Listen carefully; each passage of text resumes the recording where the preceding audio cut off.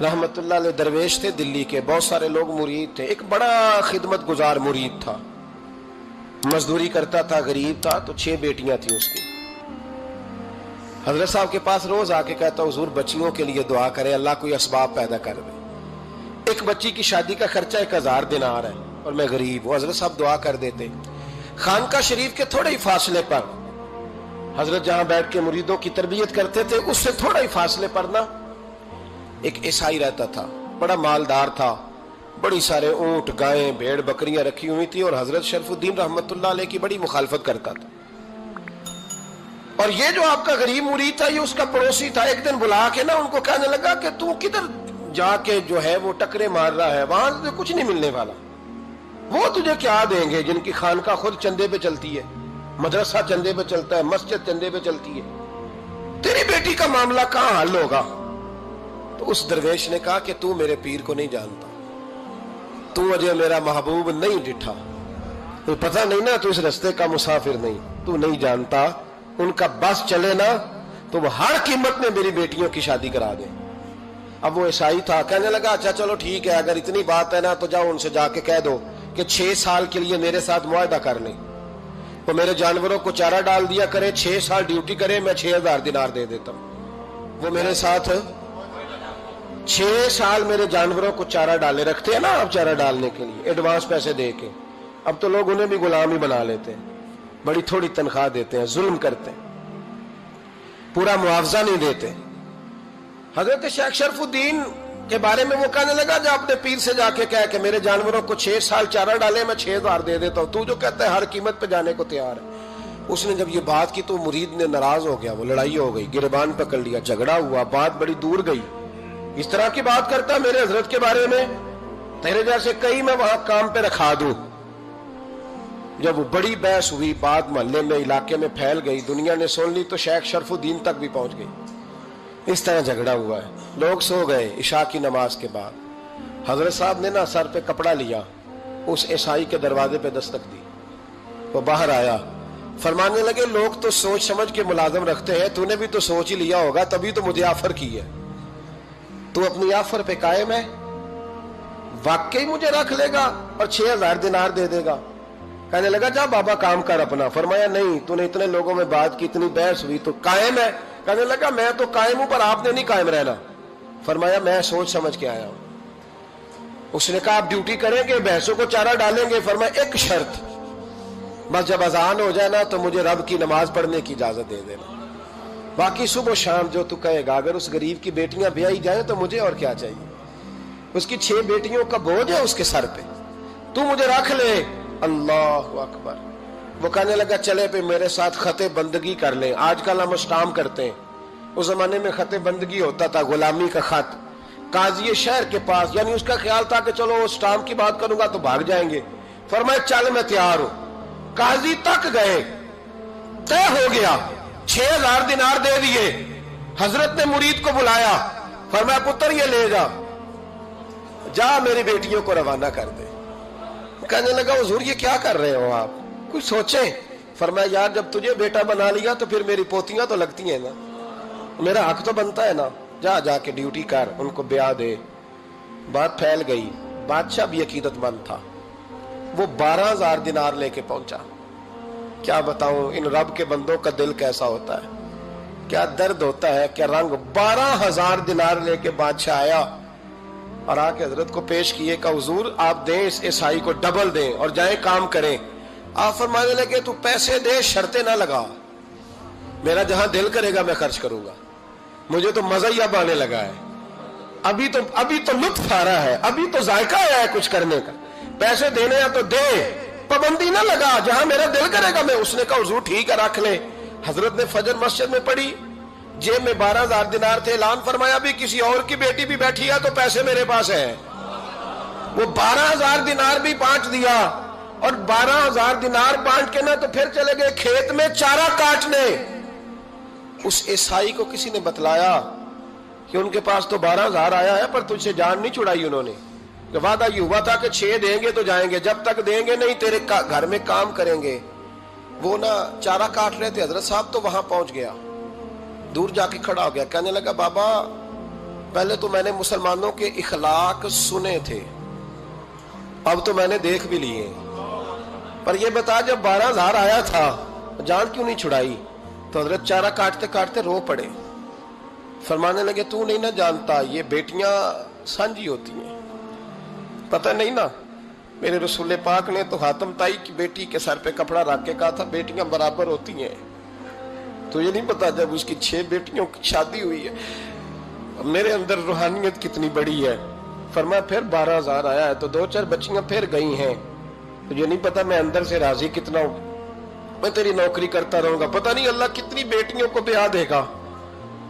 اتنا رویا وہ عیسائی کے پیروں میں بیٹھ گیا، کہنے لگا بابا میں نے تیری مخالفت کی ہے پر تیرے قریب آ کے پتہ چلا ہے کہ تو بہت اونچے اخلاق کا مالک ہے، اور اگر تیرا یہ مقام ہے تو تجھے اخلاق سکھانے والے محمد عربی کی شان کتنی ہوگی۔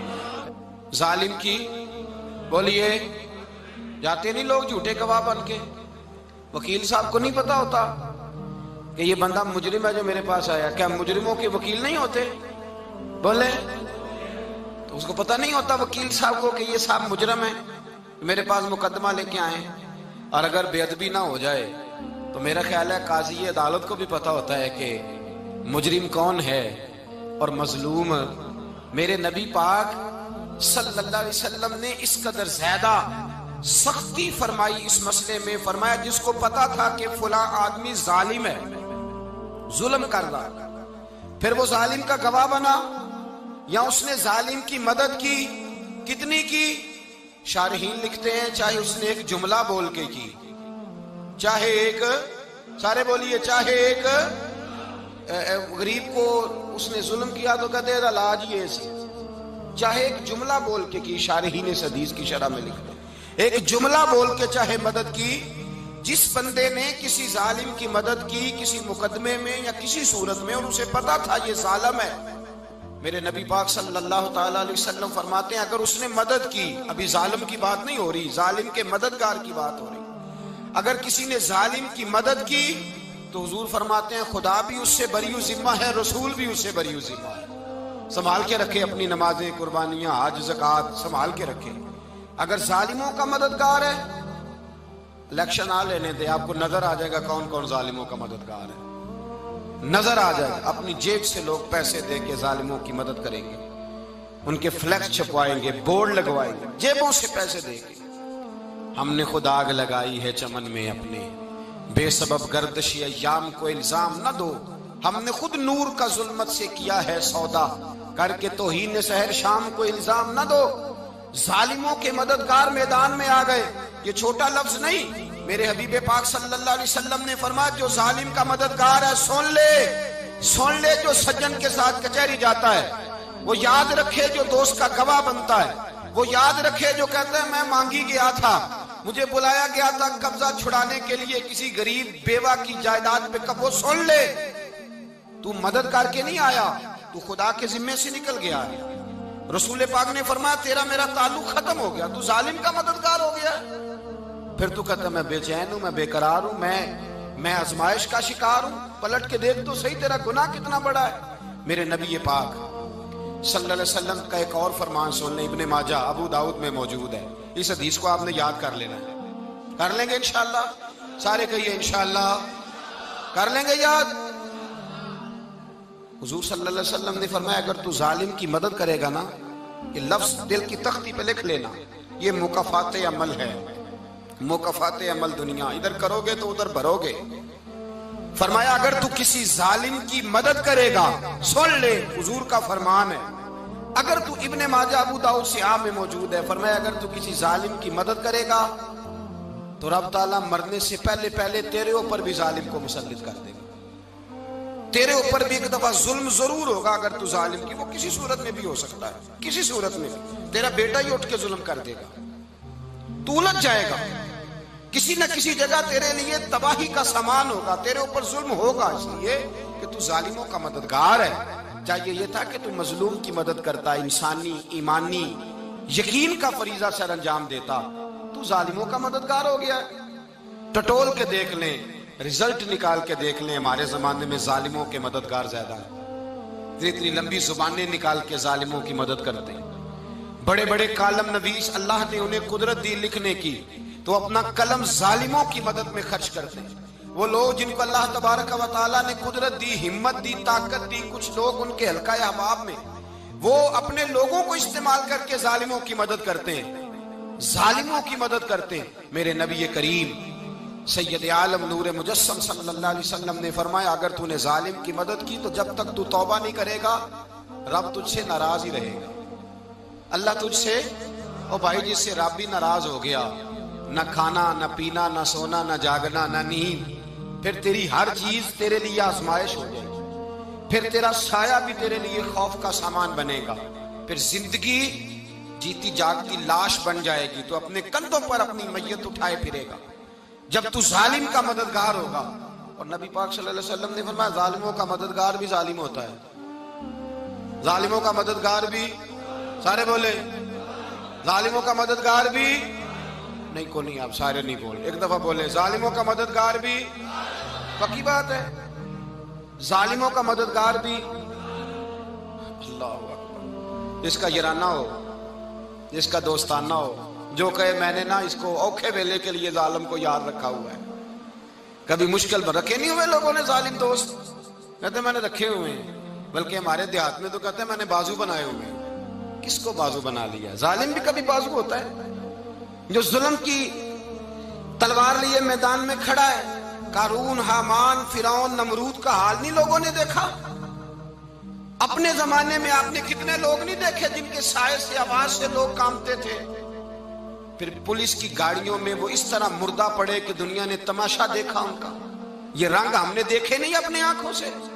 فرمایا ظالم کا مددگار بھی، جو کار میں بٹھا کے لے کے گیا وہ بھی ظالم، جس نے چائے پلائی وہ بھی، جس شخص نے کھانا کھلایا وہ بھی، جو کچہری تک ساتھ گیا وہ بھی، جس نے فلیکس کے نیچے، بڑے شرابی کے نیچے چھوٹی اپنی فوٹو لگائی وہ بھی، جو ووٹ کی پرچی ڈالنے گیا وہ بھی۔ کہہ دینا باہر نکل کے کہ حضرت صاحب نے سیاسی تقریر کی ہے، کہہ دینا، پر بات تو سچی ہے نا۔ خو کرے ہم تو سے تھوڑا سا گلا بھی سن لے، خو کرے ہم تو سے تھوڑا سا بھی گلا۔ امام مالک کے پاس ایک بندہ آیا، اس نے کہا حضور میں درزی ہوں، ایک ظالم بادشاہ مجھ سے کپڑے سلواتا ہے، میں تو ظالموں کا مددگار نہیں نا۔ ایک ظالم بادشاہ مجھ سے، حضور میں تو مددگار نہیں نا ظالموں کا۔ جو فرمایا ظالموں کا مددگار بھی ظالم ہوتا ہے، تو کپڑے لے کے آتا ہے میں سی کے دے دیتا ہوں، ذمہ داری نہیں۔ یہ ایک آدمی دکاندار ہے، اس سے کوئی بندہ چیز خریدنے آئے گا تو تھوڑی کہے گا میں نے نہیں دینی، تو دے گا۔ کوئی بندہ اگر کسی شخص سے کوئی کام کہتا ہے جو اس کی فیلڈ ہے، اس کا شعبہ ہے، اس کا معاش کا وہ سلسلہ ہے، کہتے ہیں یا رسول اللہ صلی اللہ علیہ وسلم ظالموں کا مددگار بھی ظالم، حضور نے فرما دیا۔ تو امام مالک سے بندے نے مسئلہ پوچھا، دل کی تختی پہ لکھنے والی باتیں ہیں، کہا حضور میں درزی ہوں، ظالم کپڑے سلواتے ہیں، میں تو مددگار نہیں نا۔ امام صاحب کہنے لگے نہیں، مددگار تو وہ ہوگا جو تجھے سوئی دھاگا فراہم کرے گا، تو تو پورے کپڑے سی کے دیتا ہے، تو تو خود بہت بڑا ظالم ہے، تو پورے سوٹ سی کے دیتا ہے، تو تو بہت بڑا ظالم خود ہے۔ مددگار تو وہ ہوگا جو تجھے دھاگا دے گا، جو تجھے بٹن دے گا، جو تجھے نلکی دے گا۔ جو ظالم سے اتنی نفرت ظلم کر کے بندہ ہے، یہاں تو ہمارے زمانے میں ہیرو بن جاتے ہیں لوگ، ظالم ہیرو ہے، لوگ اس سے ڈرتے پھرتے ہیں، گھومتے پھرتے ہیں، اور بہت سارے کم مزاج لوگ اس کے پیچھے ہاتھ باندھ کے پھرتے ہیں۔ ظالموں کی مدد کرنا، ظالموں کے ساتھ رہنا، یہ ظلم ہے، ظلم، یہ زیادتی ہے۔ میرے نبی پاک صلی اللہ تعالی علیہ وآلہ وسلم نے ارشاد فرمایا، یاد رکھو رب فرماتا ہے میں مظلوم کی مدد ضرور کروں گا، چاہے جلدی کروں چاہے دیر سے کروں، میں مظلوم کی مدد۔ اور حضور صلی اللہ علیہ وسلم نے فرمایا ہے، حضرت معاذ بن جبل کہتے ہیں حضور نے مجھے یمن کا گورنر بنایا، جب میں جانے لگا نا تو حضور نے بڑی نصیحتیں کی، بخاری میں موجود ہے، فرماتے ہیں جب میں پلٹنے لگا تو میرے رسول نے فرمایا معاذ ایک منٹ ٹھہر جا، ایک بات میری یاد رکھنا، اس کو نہ بھولنا۔ کہا حضور کیا؟ فرمایا دیکھنا کسی پہ ظلم نہ کر بیٹھنا، کہیں تجھ سے زیادتی نہ ہو جائے۔ محبوبہ پھر حضور نے فرمایا سن میرے معاذ، میں تجھے گورنر بنا رہا ہوں، زیادتی نہ کر بیٹھنا۔ یا رسول اللہ صلی اللہ علیہ وسلم کیا ہوتا ہے؟ تو میرے کریم نے فرمایا جب مظلوم دعا کے لیے ہاتھ اٹھاتا ہے تو عرش کا مالک کہتا ہے فرشتوں پیچھے ہٹ جاؤ، عرش کا مالک کہتا ہے فرشتوں پیچھے ہٹ جاؤ۔